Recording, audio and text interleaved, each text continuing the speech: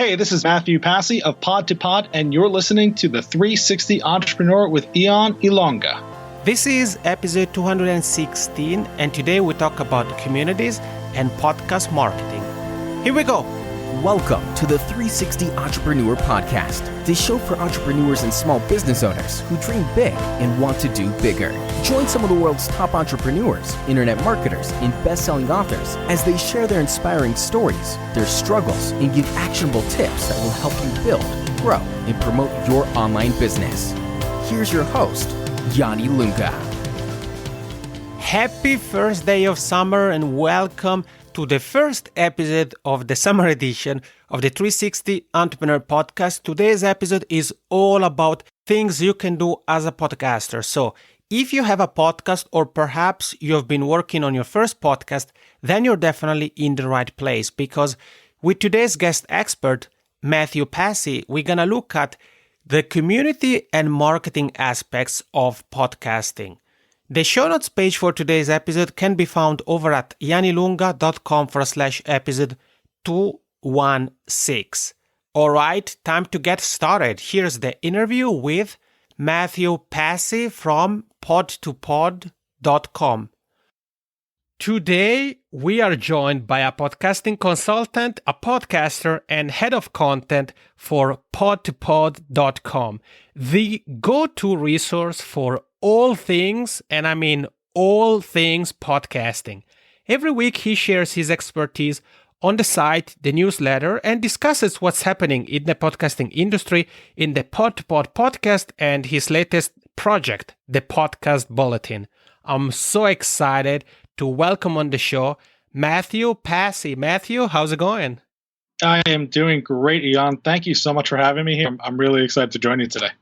The feeling is mutual, and I have to say I love the internet because it allows me to connect with people like you. Your name has been on my radar for quite some time because I've seen your name, your content on PodToPod, the podcast, the newsletter, as well as in many different Facebook groups. So I finally reached out to you, and I'm thrilled that you're here. So thank you, Mathew.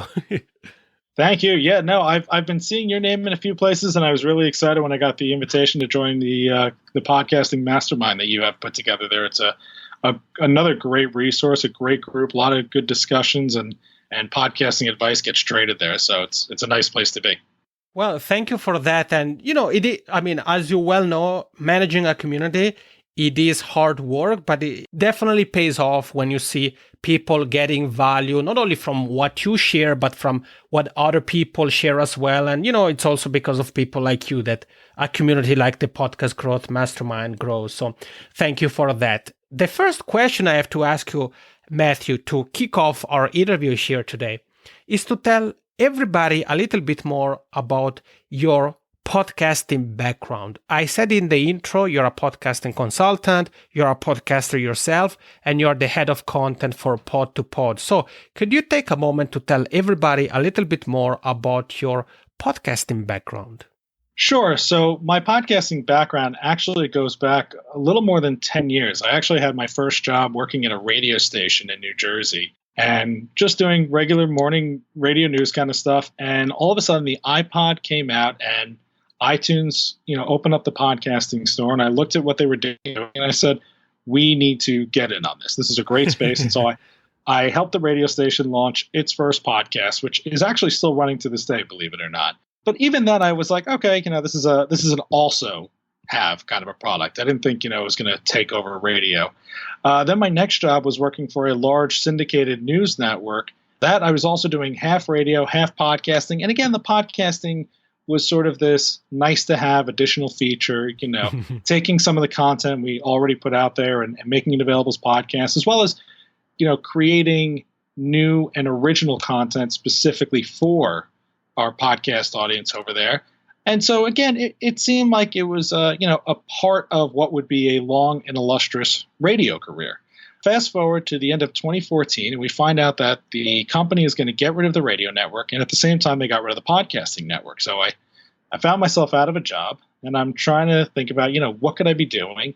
And it was right around that same time that Serial hit the market, and while I had already known about podcasts and obviously was consuming some of my own, it really started to take off, and you could see a lot more people getting interested in listening to podcasts. But more importantly, I was seeing a lot more brands and individuals who wanted to launch a podcast. So, that's when it finally started to click with me that, the podcast itself wasn't just the nice to have or the also have. It was going to be the must have, and it's going to be its own thing that everybody should be focused on. So when I left that job, I started to go out on my own and start producing and consulting for brands and individuals who wanted to have a podcast. And it's been a great 2.5 years since that happened.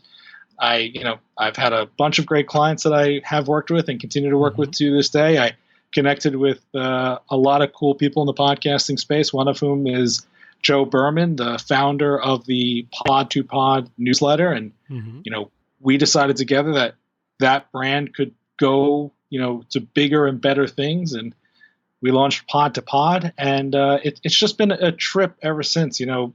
Being part of this community is great. You go to events and you meet incredible people. You are in these Facebook groups with all sorts of other podcasters and individuals who have, similar stories, similar paths that they have taken to where they are, but also very, very unique experiences. And so, you just get to meet a whole bunch of really interesting people with totally different and unique perspectives.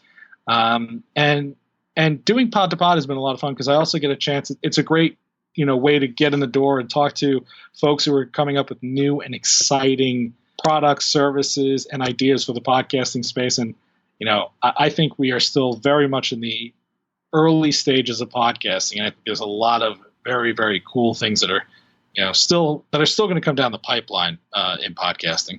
Yeah, that's exciting. I think the last part of your comment, Matthew, gives some hope for those who may be with you and I and thought, well, podcasting sounds interesting, but there are these people who have been podcasting for 3, 5, 10 years, so I'm late to the party. But as you said, there are more exciting things coming up, and there's never going to be a better time to get started than today. And I have a question for you, Matthew, that is related to what you share with us, to your story. But before I share that, I have a different question that I think makes more sense to ask you right now.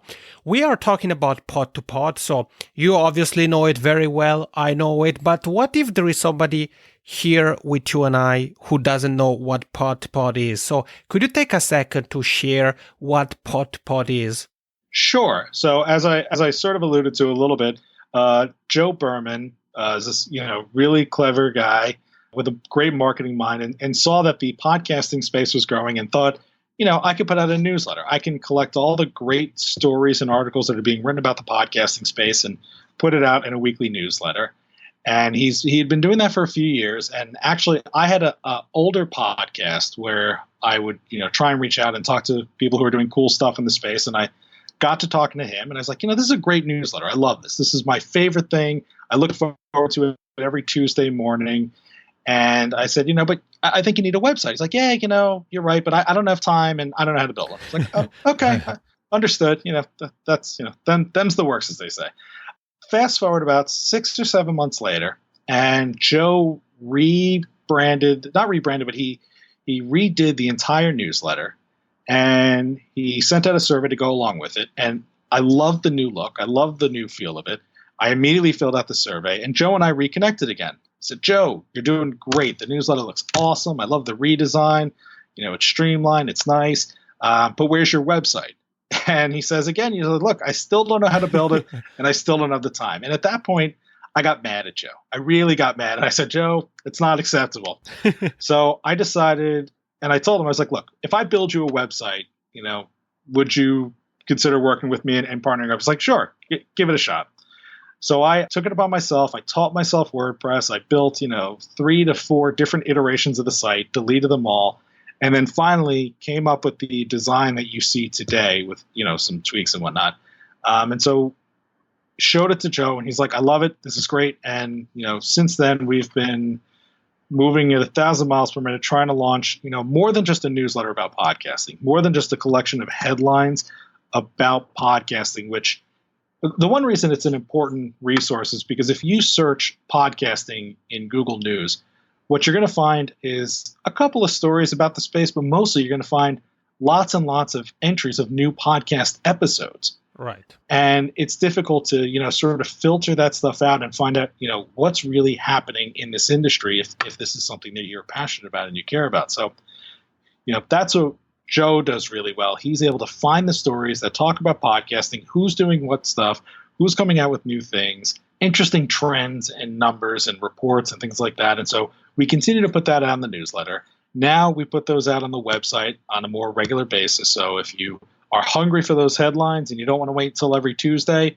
you can pop on the website and we update headlines almost every day. And then we wanted to add to it, if you're coming to this website looking for podcasting news, what else do you need? So we started to add a directory of podcasting services and a listing of all the podcasting face groups that people should be a part of, and a calendar of podcasting events. When are the conferences? When are the meetups? When are people in my area talking, getting together to talk about podcasting? And we have a few more ideas in the works that we'd like to get instituted on the site. But, there's a lot of great podcasting resources out there. I don't want to, I don't want to badmouth any of them because I think a lot of people put together a lot of great stuff. But we wanted to put together something that was easy and free and just available. So if you were just getting started, if you've been doing it for a while, we try to make all this great content available in one space. And to add to that, I brought back my old podcast about podcasting, which there's a lot of them out there, but I rebranded it under PodToPod. And, each week I try and talk to the companies, the services, the technologies, the organizations, the people that are just doing great things for the podcast producers. And so it's been a great platform. It's been a lot of fun. It's helped us get to, different podcasting events. We got the opportunity to sponsor The Messengers, a podcast documentary that's available right now for people to buy on DVD and is going to be hitting the iTunes store soon. So it's just a one-stop shop that if you are producing content and you want to be up to date on what's going on and find the latest, coolest tricks and toys and gizmos and gadgets, hopefully we have them all right there for you. So, it's a one place to go and save your money because I know we podcasters, we do a lot of stuff on a shoestring. And so, it's good to have something for free every once in a while. Yeah, yeah. Well said. So you heard it. Mathew gave us an overview of what PodToPod is and has to offer.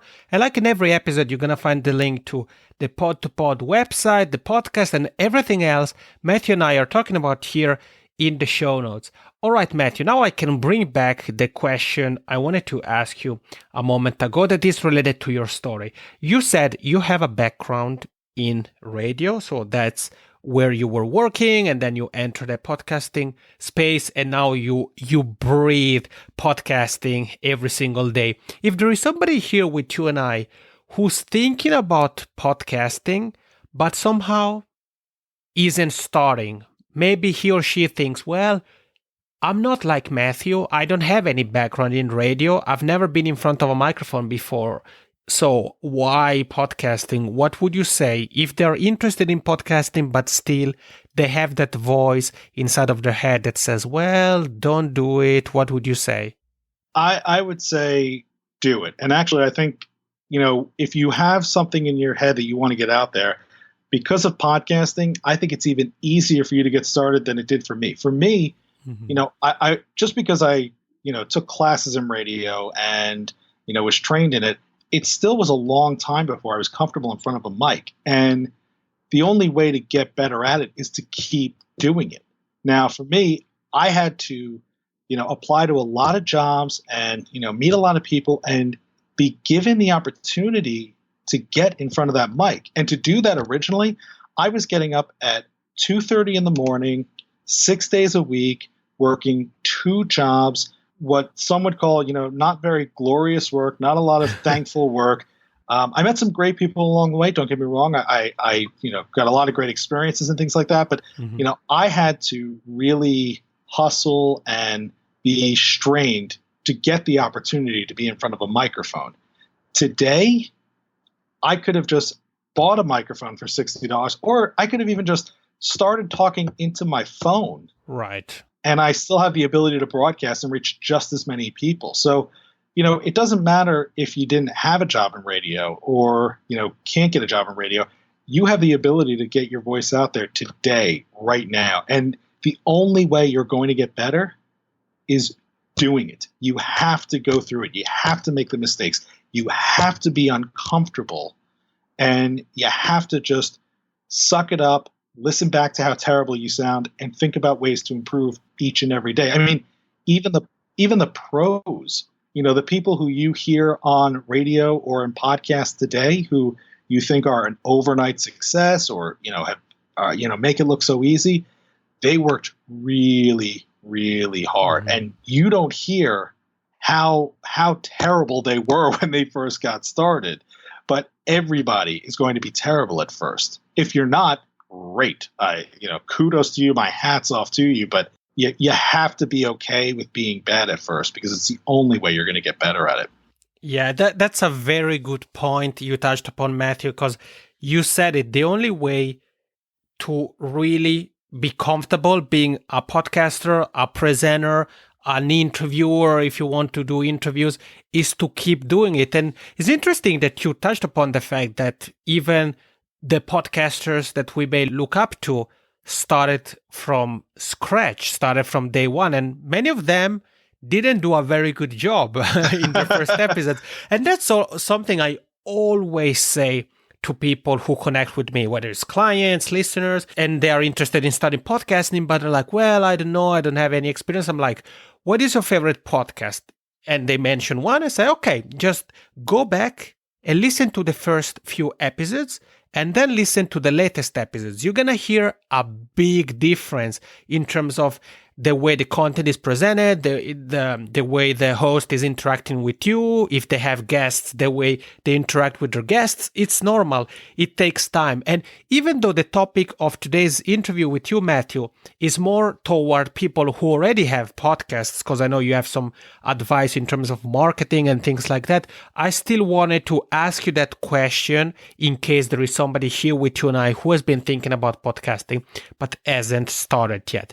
Now, the question to open the door on the podcast marketing conversation has to do with, I don't know if mistakes is the right word, but let's use mistakes. When it comes to promoting one's podcast, especially for somebody like you, Matthew, that you are very active in the industry with different Facebook groups, PodToPod, and so forth.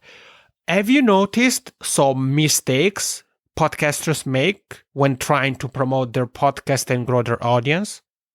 We could be here for a while with the mistake. Here a few things that I think some podcasters don't think about, and that I think will, ratchet up their podcast marketing considerably and ratchet up their ability to attract more audience. One is that it's a continuous thing. You can't just put out a new episode, tweet it out that one time, and call it a day. You have to continuously market your episodes. It doesn't matter how old they are, as long as the content is still relevant and is evergreen enough. Your episode 1 is as important to market today as your episode 20 that you might have just put out yesterday. Mm-hmm. So one thing is to continuously market your old content as well as your new content. Continue to push, when a new episode comes out, it comes out today. Well, it's got to be pushed out 2, 3, 4 times in a week to really capture people. Now, you have to balance the need to push it out there a lot with the need to not annoy people. So there's a right and wrong platform for repetitive, updates. Right. You don't want to post the same episode on Facebook because of the algorithm. It's going to sort of train Facebook. People are going to ignore, and it's going to train Facebook to be like, well, this content isn't very interesting. But Twitter, for example, you should be putting stuff out every 2 to 3 hours, whether you're live with it or whether you have some sort of automation tool set up through Buffer or Hootsuite or Social Jukebox, something like that.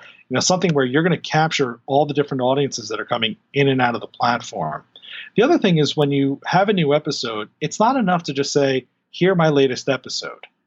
Why should I hear your latest episode? Why should I invest my time into what you have put out there.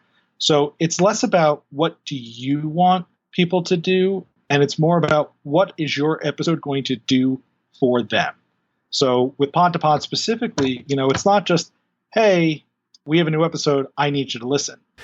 It's really about, hey, I just spoke to this really fascinating person, and the insight that they have is going to be valuable to you.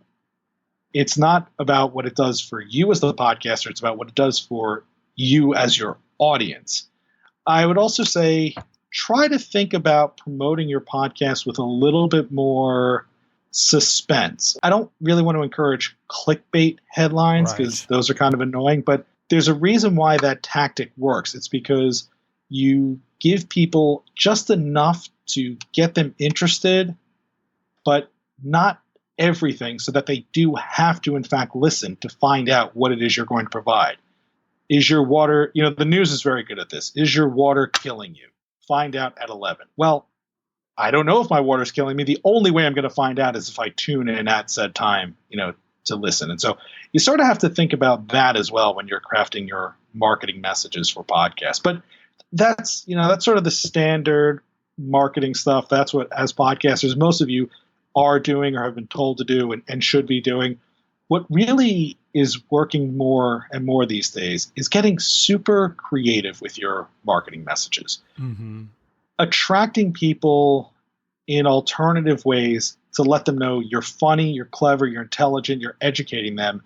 And the best way to get all this great stuff is by listening to your podcast. So, one great example, this is from about a year and a half ago. A buddy of mine was at Comic-Con, the nerd and comic convention out in San Diego.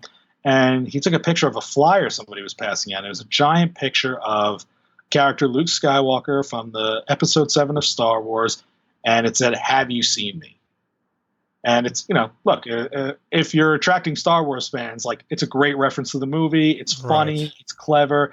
And when you look, it instantly grabbed people's attention. They're picking up this flyer. They're, showing it to their friends. They're tweeting pictures of it. And then very subtly at the bottom is the guys, by the way, this is all part of this podcast.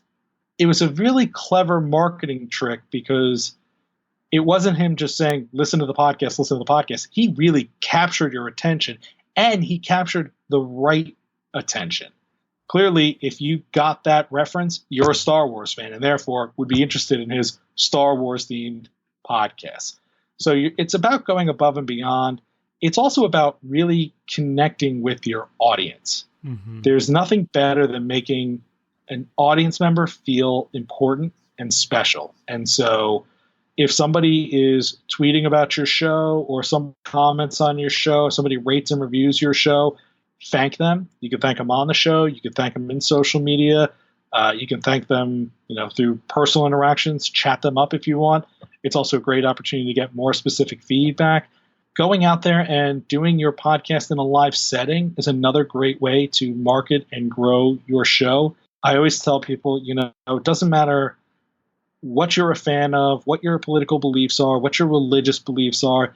If you meet someone, especially famous, but, not all podcasters are that famous, but, when you meet someone in person, it's so much easier to become a fan of them. Right. And when I was working in news, I always found that even though I leaned one way politically, when we would have someone from the other party come in, if that person was polite, cordial, friendly, treated me well, I became a fan of theirs. And so that same interaction can happen. If you go and record your podcast at a local bar and a few people come out who, maybe never heard of you, or a few who sort of tuned into the show, but they weren't sure, they get a chance to meet you, shake hands with you, take a selfie with you, something like that. They're not just fans of the show, they're fans of you. And that interaction, that relationship can last for a really, really long time. And so it's a great way to, it's not just marketing your show, it's marketing yourself. So now the next time you put something else out, they want to follow you. It also means the next time you put out some sort of marketing message, they trust you. They believe in you. Oh, I met so-and-so. He seems like a kind of person who would not steer me in the wrong direction. So if they're saying try and use X brand, if that's important to me, well, I'm going to take this guy's suggestion, or this girl's suggestion for that matter. So there's a lot of different things you could do other than just the traditional social media and digital media marketing to get out there and really grow your brand, grow your show.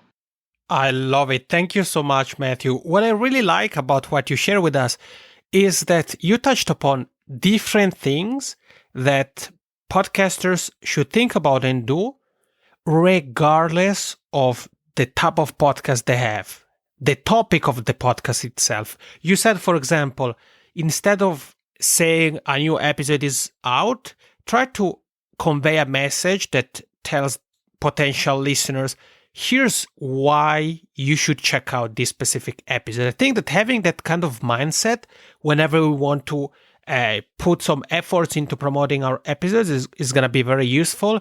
You touched upon the importance of promoting evergreen content. Obviously, we're not saying that one should bombard people with the same post or the same episode every 5 minutes. But as you said, if the content is evergreen, something that was published a few months ago or even last year could still be beneficial and help people to this day. You also talked about the concept of finding creative way to promote one's podcast.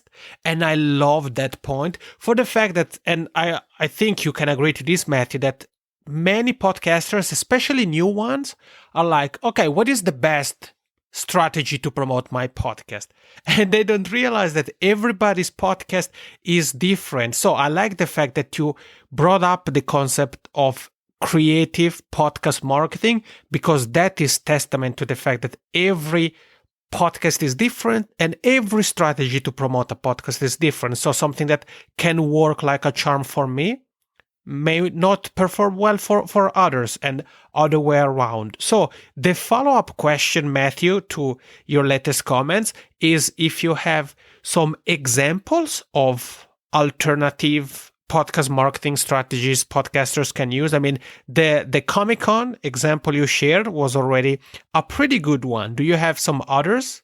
There's a lot of good examples out there, and it really is going to depend on your niche. But, one thing you can do is if you're doing a podcast that's supposed to be, something like this, where you're looking to advise people, you're looking to help people, then obviously forming some sort of group, whether it be on Facebook or Slack or a different channel like that, that's a great way to market your podcast, because I can't tell you how many people have come to the PodToPod Slack group because somebody said, hey, we're having a great discussion in here about podcasting. And then that person subscribes to the newsletter. Right. Or then that person, they didn't come to us because they heard it on the podcast or they saw it in the newsletter. Somebody else told them about it. So creating a great experience for your users is another creative marketing strategy. And again, the group doesn't always work for everybody, but creating community is another way to engage with your listeners, engage with folks. I've seen podcasters who they give out little swag of sorts, right. Whether it be they send stickers to some of their audience members who rate and review the show or who send an email. It's a very difficult question to answer just because you have to think about your audience. Where are your audience listening to you? Where are they finding you? Where are they going to best capture you? If you're doing a podcast about beer, let's say, well, then maybe you need to do coasters at your local, bar or restaurant for your show, because clearly if somebody's at a bar, they'd probably be interested in beer. So that's where you're going to find your audience. I mean, it takes a lot of out of the box thinking. It takes a lot of not reading the other people's, 7 steps to doing a podcast. Like, right. What worked for you? I think the other thing that's important is listen to your audience. Yes, we are broadcasters in a sense. We are creating content. We talk into a microphone and we want a lot of people to listen to it, but you need to listen to them as well. Somebody tweets you and says, hey, just discovered your show. Absolutely loved it. Write that person back right and be like, thank you. I'm so happy to have you as a listener. You mind if I ask, how did you find out about me? Why did this content appeal to you? And use that feedback to recreate that magic. Maybe create some sort of listener referral program where, the fan who brings in 10 new listeners gets to be on the podcast or gets to get featured, gets to ask you a question if that's appropriate for your format. That interaction really needs to go both ways. Don't just use your podcast as a megaphone to shout at people. use it to create a conversation that either people are going to access or that people can take a part in, even if they're not actually in studio or on mic with you. You said it, Matthew. The keyword here is interaction. And you mentioned creating a common space like a Facebook group or a Slack community. You talked about the importance of reaching out to people and interacting with people. And when it comes to tools for podcasters, I know, Matthew, you are really engaged and active in the podcasting industry, so you see tools, apps, platforms, and so forth all the time. I wanted to see if there are some tools, apps, or platforms you think podcasters should take a look at when it comes to experimenting with them, with those, and maybe promote their podcast. Anything comes to mind? One that I've been really excited about, and I'm seeing it a lot of different variations, a lot of different forms, is visualized audio. Mm-hmm. And this is that, because podcasting, because it's mostly an audio medium, it's sort of tough to get people's attention for your content. But so there are companies like Wave that have put together these really cool audio players that show an image for your show and then include, the bouncing wave that's moving. So if I'm scrolling through Facebook, it's actually a moving image. It has a better chance of capturing my attention. So, tools like Wave and Clamor, and I'm pretty sure Auphonic just released their version of Visualized Audio Creator. To create short audio snippets to attract people on Twitter and Facebook, that's a great thing to be thinking about. I also noticed that Facebook Audio is starting to leak out. A few people have posted that they have access to that feature. So, once that comes around, I'm sure that's going to be used by podcasters. I do like the idea of using real video to promote your podcast. I don't think it's that interesting to sit there and watch a person sit behind a microphone for a half hour, 45 minutes to an hour. Right. Unless they have really great guests in studio and you want to see that person or, whatever that might be. Mm-hmm. But it's great to use video to show your audience who you really are. So again, let's use the example of you're doing a beer podcast. Take us to your favorite bar. Show us where, you like to take a few back, or you're at a brewery nearby. Take a few pictures or take a short video, showing us why that place is interesting to you or the people that you met there. If you get to do a podcast in person with somebody else as opposed to over Skype or something like that, snap a quick video with that person as sort of like a trailer. Hey, I'm here with so-and-so and we're really excited to be on the blah, blah, blah podcast. And, let that person say, hey, everyone, great to be here. Can't wait for you to check out our episode. Video just has a much higher engagement rate on social media, and it'll give you a chance to attract a few more eyeballs. And again, we want to connect with our podcasts. We want to connect with our podcasters. So it's not enough to just like a show. We have to really like and get to be, we want to be friendly with the host and the hostess. So show them who you are. If it's appropriate, show them your family, show them your kids, show them friends, show them that you're a real person and not just a faceless voice behind a microphone, telling them to listen to you. Yeah, that's a great point you rose, Matthew. Really make them know you and make them know more about what you do. So you said video is powerful, and nowadays there are so many different ways we can go about creating video. There's plenty of different ways we can do it with nothing but a smartphone. And as you said, we don't have to create a Hollywood production. It can be a 30-second long video. That's enough. You mentioned Wave, which is a very good tool, and we had Baird Hall here on the show, so I'll make sure to link to that. And yeah, you said again, your answer in terms of tools and things to check out ties into what you told us about early on, that again, there are many different ways to go about marketing a podcast, but it's about connecting with people, interaction, and really experimenting and see what works best for your listeners, for your podcast, and for what you're trying to do. And this has been a fun conversation, Matthew. I mentioned PodToPod. There is also your site, thepodcastconsultant.com. I have two final questions for you. The first one is, if somebody would like to get in touch with you to thank you, connect, or maybe work with you, what would you say is the fastest way to do that? Well, I've got my phone on me at all times. And so whether it's Twitter, Facebook, email, I'll probably get that message pretty quickly. So everything I do is either at the podcast consultant, at PodToPod, or at, for me on Twitter and Facebook, it's just my name, Mathew Passy. The tricky part is that Mathew is with one T and Passy is Passy. Great. Thank you for that. I'll make sure to link to those pages if it's okay with you, Mathew. So the Twitter and so forth in the show notes. Absolutely. Great. And the final question is, you touched upon the PodToPod Slack community. So could you take a moment to tell everybody what they can expect by joining the Slack community? The great thing that you can expect is that it's just a large community of other podcasters, folks who are probably struggling with the same questions, the same problems. We exchange information constantly. It's very similar to what you're going to find in a lot of the Facebook groups without having to be, without getting sucked into the Facebook vortex that right. Once you're on there and then a notification pops up and then you're like, you're lost in your Facebook newsfeed for a while. It's just a great way to connect with individuals. And, I've seen a lot of different relationships blossom in there. We have some pretty heated debates. We give out lots of great advice. Folks are eager to share the latest and greatest news that's coming out about podcasting.